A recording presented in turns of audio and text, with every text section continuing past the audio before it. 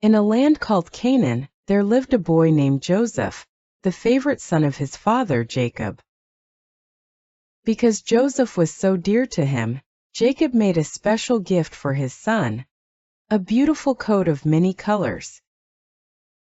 Joseph had 11 brothers who saw that their father loved him more than any of them. They became jealous and angry. Joseph also had dreams that he shared with his brothers, which made them even more envious. In one dream, Joseph saw that he and his brothers were binding sheaves in the field, and suddenly his sheaf rose and stood upright while his brothers' sheaves gathered around and bowed down to his sheaf. One day, when Joseph's brothers were out in the fields tending to the sheep, Jacob asked Joseph to go and check on them.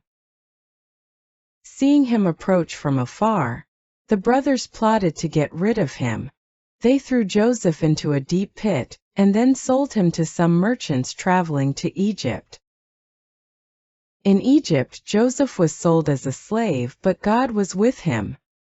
He became the servant of a powerful man named Potiphar.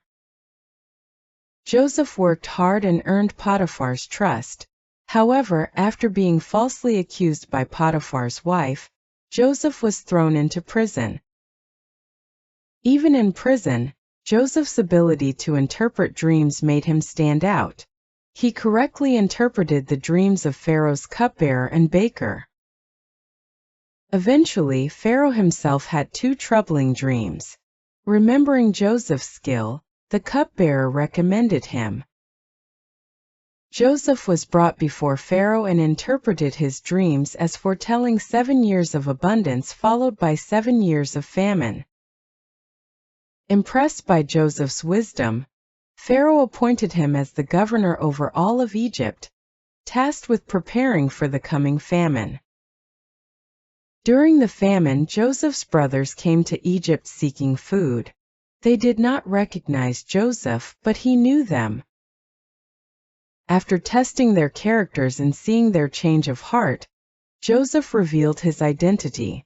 Joseph forgave his brothers, saying that although they meant harm, God meant it for good to save many people.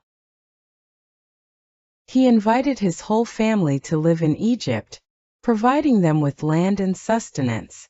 This story teaches us about resilience, faith, and the power of forgiveness, showing that even when things seem at their worst, there can be a greater plan at work leading to redemption and reconciliation.